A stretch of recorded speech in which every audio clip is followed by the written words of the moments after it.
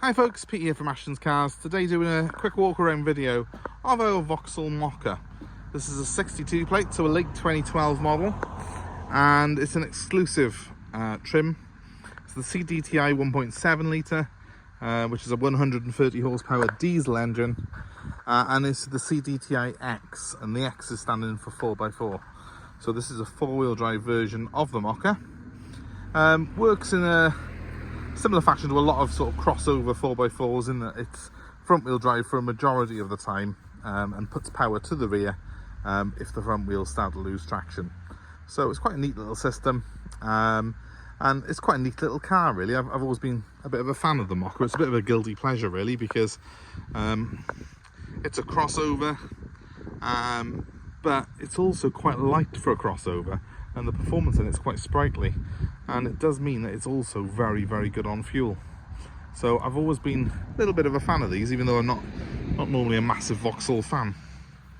So this one's finished in a nice light metallic blue. I've not seen one in this colour before. It's quite an unusual colour. I'm not quite sure what it's called, but I'm sure someone will probably tell me in the comments. And it's got 18-inch wheels because it's the exclusive trim, and it's got quite a neat little interior as well, which we'll come to in a moment. Main thing about it, it's done 79,000 miles. It's nearly 12 years old, but it's in fantastic condition. Someone's really looked after this car. So as you can see as I'm wandering around it, a couple of very light, maybe superficial marks here and there. I think there's a couple of very small marks in the diffuser there, but overall this is a very, very clean car. So it's obviously been someone's pride and joy, and we're very happy to have it here at Ashton's Cars. Now, the great thing about the Mokka is it's like a regular family hatch, but with that crossover design and that higher driving position that people tend to love these days. So there's plenty to like about it. The specifications on all the Mokkas I find to be quite generous for this type of car, and we'll come to this one in a moment. But even from the outside here, we've got front fog lights, we've got alloy wheels, we've got these nice matte plastic side mouldings, which I think do save that bodywork. You can see 12 years of wear have done, there's not a mark on the thing, but that's because it has got these protective mouldings which actually form a little bit of a barrier between opening car doors from other cars and the bodywork of this car. So it does mean that they do tend to sort of stand the test of time very well. They're a very family friendly car. In fact, several friends of mine have owned Vauxhall Mokkas who've got families, and they've absolutely loved them. They've had nothing but good experiences with the Mokka. So that in turn has made me come to appreciate this car for what it is really. Quite a stylish looking crossover, but with rather simple underpinnings, which makes it very reliable, and that's what you want at this, certainly at this price point. So we opened the tailgate on it. Now Vauxhall made sure the boot was level with the opening, because that's what customers tend to like, nice and easy to get things in and out. If you can see a little bit of damp in there, it's because I've just had it all cleaned. It's just been jet washed, this boot protector, but the boot itself is immaculate, as you can see. What it does mean though is that this is kind of a false floor here, and you can lift this up. Yes, there's a spare wheel in there, but look, there's also acres of space around it and on top of it, so there is room for more stuff underneath that false floor. But the boot itself's not a bad size at all. You get your sort of your pushchair in there, you get plenty of shopping in there. It's family sized really, and it's very similar to the boot that you would get size wise with something like an Astra or a Ford Focus really. Just that little bit higher and a little bit easier for getting things in and out with that nice level floor. Rear accommodation, very, very good for a car of its size. It's not a particularly long car this, but by raising the roof line up, it means there's room under those seats for your feet, so you can sit in there very comfortably. Nice high roof line as well, so plenty of headroom, plenty of knee room, and plenty of room for your feet to go. Means that you'll comfortably get 4 adults in here, or if you've got 3 kids along the back seat, you will have no problems there either. It's a proper 5-seater. You've got obviously proper inertia seat belts for everyone as well, which is great. And I do like the interior trim of this one.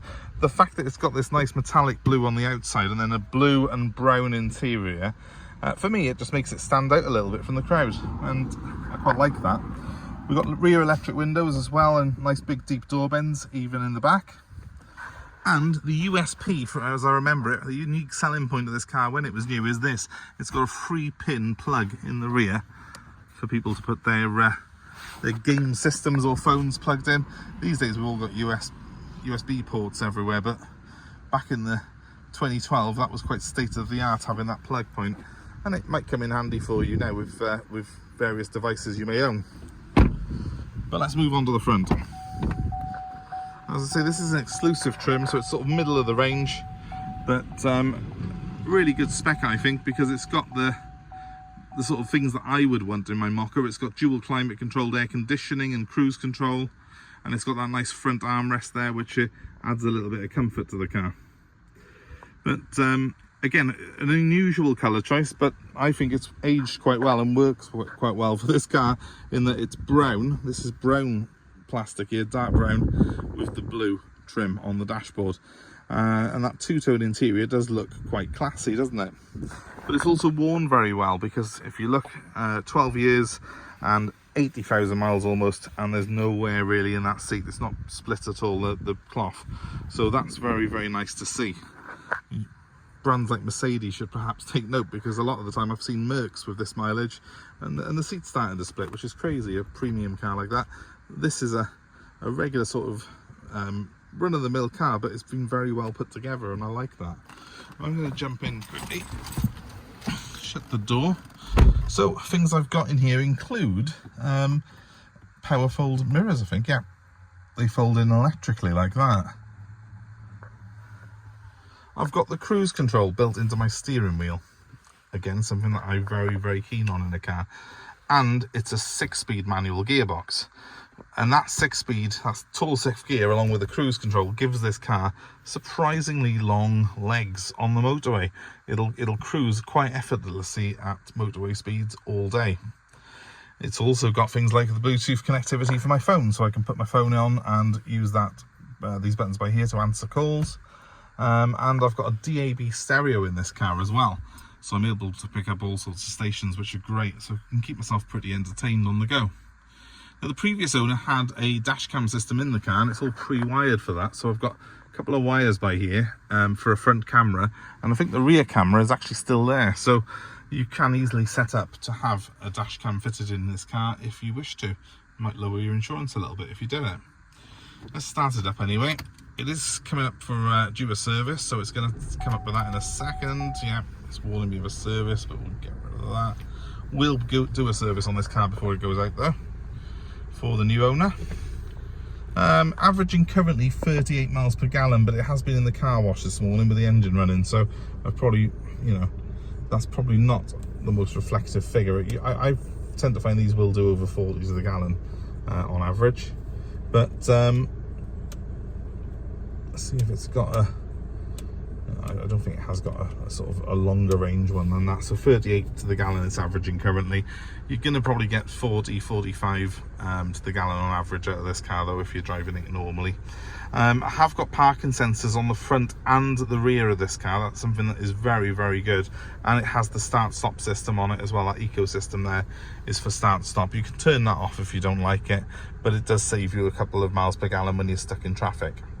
Other little features, well, it's a crossover, it's a family car, so plenty of storage. Look, I've got 2 big storage bins here.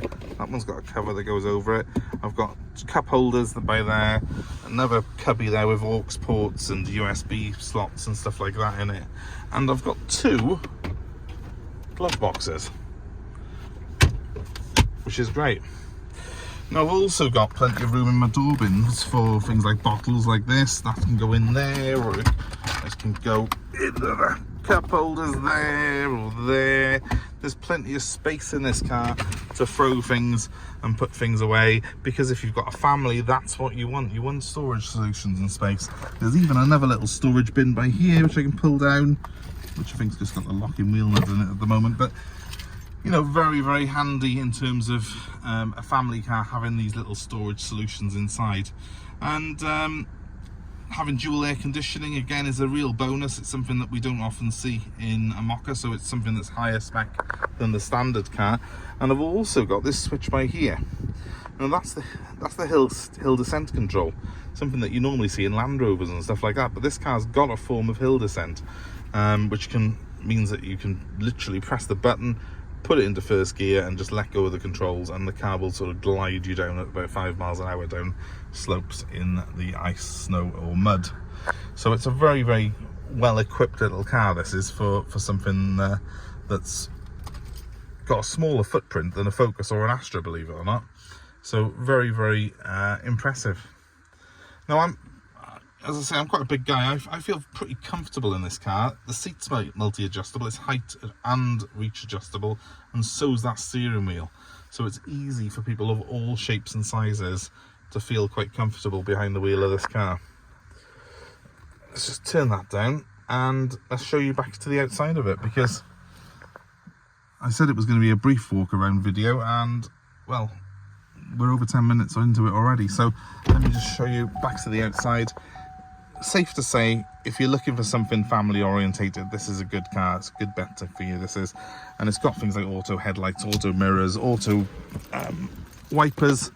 So all the mod cons, none of the unnecessary faff.